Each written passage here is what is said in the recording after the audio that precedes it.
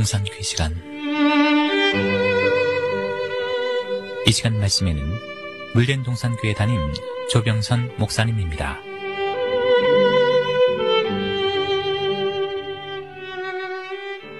할렐루야. 오늘은 우리에게 성경을 주신 네 번째 목적, 하나님께서 우리에게 성경을 주신 것은 저에게 당한 이런 일이 거울이 되고 또한 말세를 만난 우리의 경계로 주셨다는 사실에 대해 증거하려 합니다. 한 마을에 못난이 삼형제가 있었습니다. 하루는 셋이 보름달 구경을 나갔지요. 막내가 하는 말이 다이도 봤다 하니 가운데 놈이 니 마이나 또또 해라. 그러니까 큰 형님이 점잖게 하는 말이 두어 다 똑같다. 이렇게 말하더랍니다. 여러분, 우리 인생은 원래 자기를 볼 수 있는 눈이 없습니다. 그러나 너에 관해서는 잘 본다는 것입니다. 그런데 성경은 그게 무슨 소리냐? 그것은 선악과 먹은 인생들이 하는 소리다. 자기를 알지 못하는 놈이 어찌 남을 잘 알 수 있겠느냐? 선악과 이후로 인생은 남을 정죄하는 눈이 밝아져서 그렇지 사실 자기도 모르고 남도 모르는 것이 인생이라 제시하십니다. 그런데 자기도 모르고 남도 모르는 나를 누가 잘 아느냐? 인간을 창조하신 하나님만이 우리를 잘 아신다는 사실입니다. 그러므로 우리 인생은 하나님을 제대로 알 때, 또 그 하나님을 통해서 자기 자신을 깨닫고 자기 자신을 깨달을 때 남도 아는 것이 성경이 제시하는 십자가의 도입니다. 우리가 십자가를 그릴 때 위에서 아래로 수직으로 먼저 긋습니다. 하나님이 우리를 찾아 하늘에서 내려오셨기 때문입니다. 우리는 먼저 하나님과의 관계를 통해 자기를 알게 됩니다. 그 다음 수평으로 선을 긋습니다. 이것은 하나님께 받은 바 은혜를 이웃과 나누는 것입니다. 이것이 십자가를 깨닫는 사람들의 삶이 되어야 합니다. 옛날 박정희 대통령 아들 지만 씨가 마약을 입에 대서 서너 번도 더 유치장에 가는 것을 보면서 아들 잘못 키웠다고 하던 김영삼 대통령이 그 아들 김현철 씨가 소통령이 돼서 한바탕 말들이 많았습니다. 그때 그 자식 교육 잘못시켰다고 울분을 터뜨린 분이 바로 김대중 대통령이신데 그분 역시 대통령 자리에 오르니 아들 셋이 줄줄이 감옥을 드나들게 되었습니다. 어떤 유명한 철학자가 말하길 우리 인생은 역사를 통해서도 깨닫지 못하는 자들이다 말하였다 합니다. 하나님께서 우리에게 성경을 주신 네 번째 목적은 저에게 당한 이런 일이 거울이 되고 말세를 만난 우리의 경계로 기록하였느니라.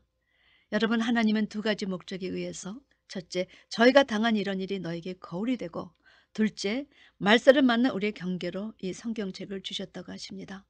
그러므로 하나님께서 왜 성경책을 우리에게 주셨는가 그 목적을 제대로 깨달아 알면 저희가 당한 이런 일이 우리에게는 거울이 되어서 다시 그런 일을 당하지 않을 수 있고 또한 하나님께서 주의하라고 경계주의보를 내리신 것에 유하여 잘 대비하면 어떤 위험과 위기에서도 안전히 거할 수 있도록 이 성경책을 당신의 자녀에게 주셨다는 것입니다.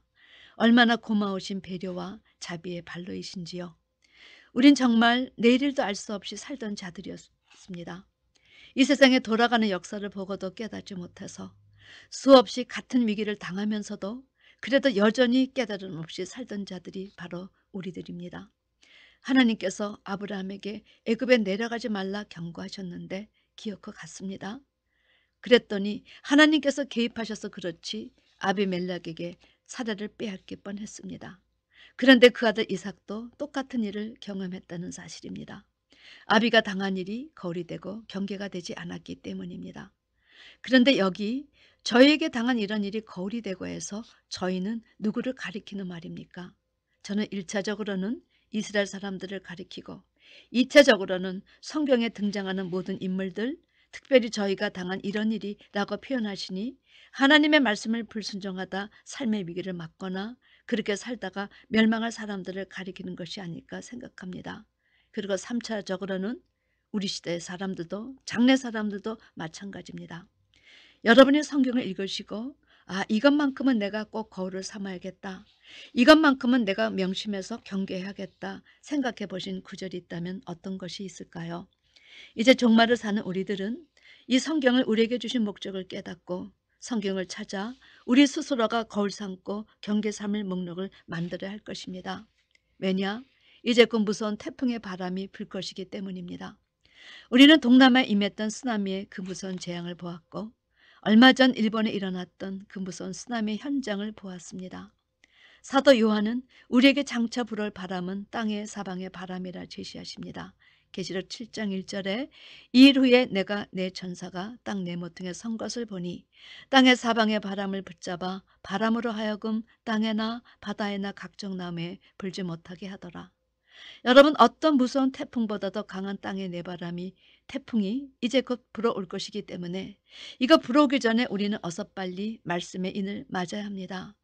내 천사가 땅의 사방의 바람을 잠시 붙잡고 있는 것은 이 말씀의 인을 다 받기까지 땅의 사방의 바람을 불지 못하게 하나님께서 조치하셨기 때문입니다.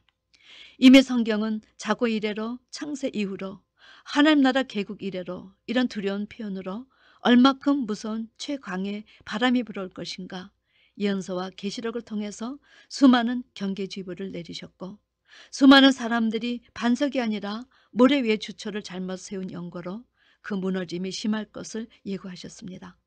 그러므로 이제 우리 깨어있는 자들이 그 목록을 만들어 거울 삼고 경계 삼을 수 있도록 나팔처럼 외칠 수 있어야 할 것입니다. 오늘 저는 우리가 거울 삼고 경계할 목록을 여러분께 제시하기를 원합니다. 제가 네 번째 성경을 주신 목적을 알게 된 것은 지금으로부터 25년 전이었습니다. 그래서 부지런히 우리에게 거울이 되고 경계할 것이 무엇인가 열심히 말씀을 찾았는데 계시록을 깨닫고 보니 계시록 7장의 땅의 내바람은 정말 무시무시한 최악의 영적 경계주의보였습니다. 전 어렸을 적 해마다 여름이면 장마가 나거나 태풍이 나서 정말 많은 수재민들이 생기는데 왜 정부에서 그것 하나 못 고치고 매년 똑같은 곳에서 여전히 물난리가 나게 하는가 참 속상했습니다. 그런데 우리 하나님의 나라는 노아 때 정말 물심판 한번 호되게 당했습니다. 그러나 그것이 거울이 되고 경계를 삼지 않아 그 이후에도 시대마다 아주 큰 영적 홍수, 영적 태풍이 불어 물난리가 나고 그 무너짐이 심해도 불구하고 누구 하나 나서서 이를 미리 예방하는 자가 없었다는 사실입니다. 여러분, 이 시대의 교회는 어떻습니까? 창세 이후로 자고 이래로 최대, 최고, 최악의 강풍이 휘몰아칠 것이 예고되어 있는데도 여전히 이 시대 대형교회는 큰 경계주의보 하나 변변히 내지 않고 잘도 교회 건물만 크게 지어가고 있습니다. 얼마나 큰 무력증이 이 시대 교회를 휘어감고 있는지 모릅니다. 제가 계시록을 처음 깨닫고 정말 생전 들어보지 못한 단어들이 쏟아져 나오는 가운데 어찌하든 이 내바람의 의미를 풀어야 한다고 말씀과 씨름을 하고 나서 본 이 시대 교회는 한마디로 완전 무방비 상태였습니다. 그러니 얼마큼 무너짐이 심할까요? 계시록 13장에 모든 자, 큰 자나 작은 자, 부자나 빈궁한 자, 자유자나 종들 모두가 다 짐승의 표를 받을 것이 예고되어 있습니다. 그런데 여러분, 이 짐승의 표를 받으면 마지막이요 끝장이라는 사실입니다.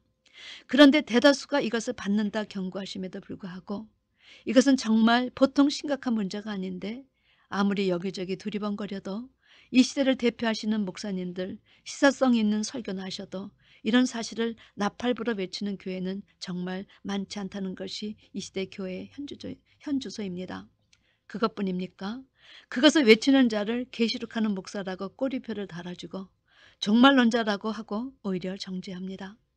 계시록까지 깨달아야 비로소 하나님을 안다 하시고 정말 계시록까지 공부하니 하나님을 알게 되었지만 계시록을 하지 않으시는 분들이 계시록을 전하는 자들을 판단하는 것은 아무리 생각해도 문제가 있지 않습니까? 여러분, 그렇지 않습니까?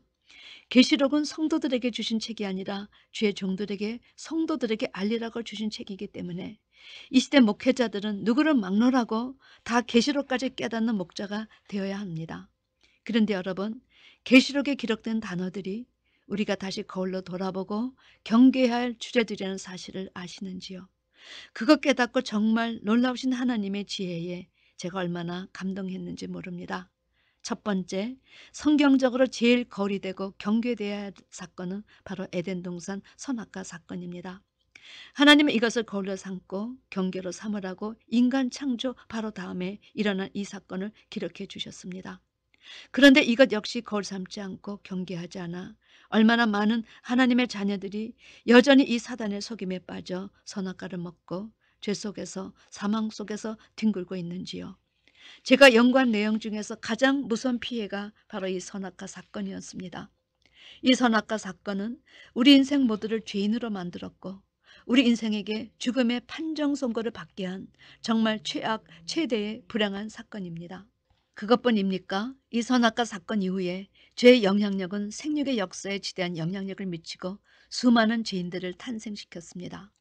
그러나 그럼에도 불구하고 6천년이 지난 지금도 아직 이 선악과가 무엇인가, 선악과를 먹었다는 의미가 무엇인가 조차도 규명되지 않은 채 이 선악과 사건은 오늘도 도저히 되풀이되면서 매일 무수한 하와과를 배치시키고 있다는 사실입니다.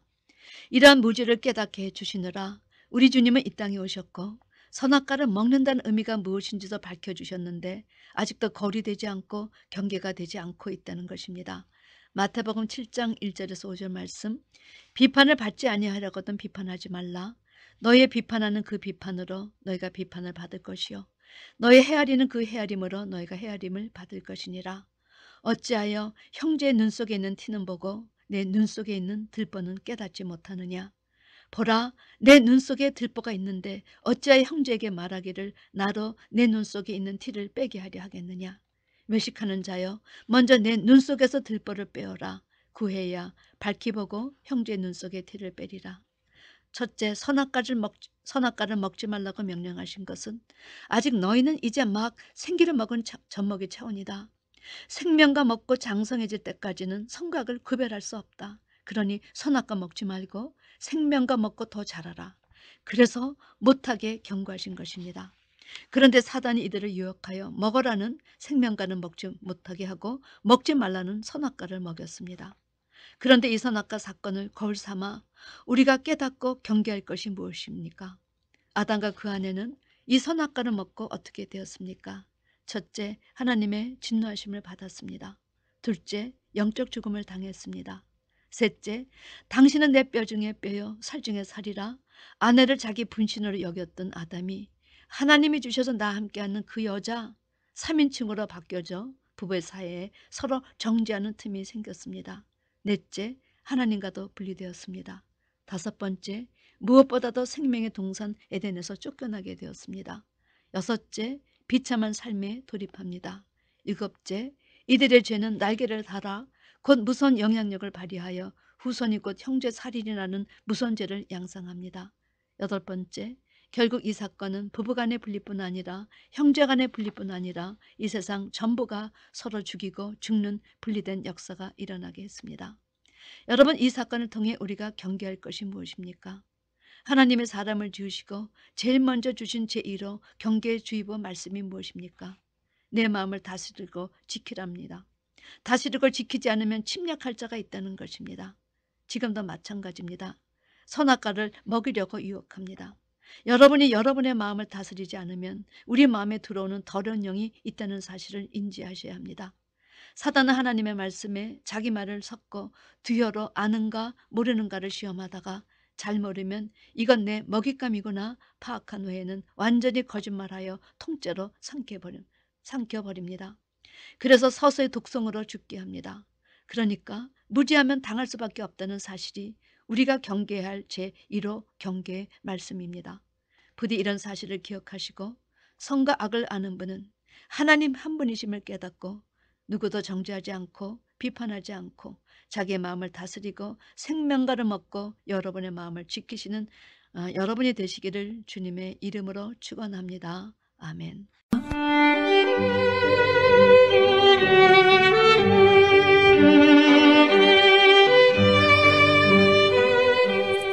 지금까지 말씀에 물된 동산교회 담임 조병선 목사님이었습니다.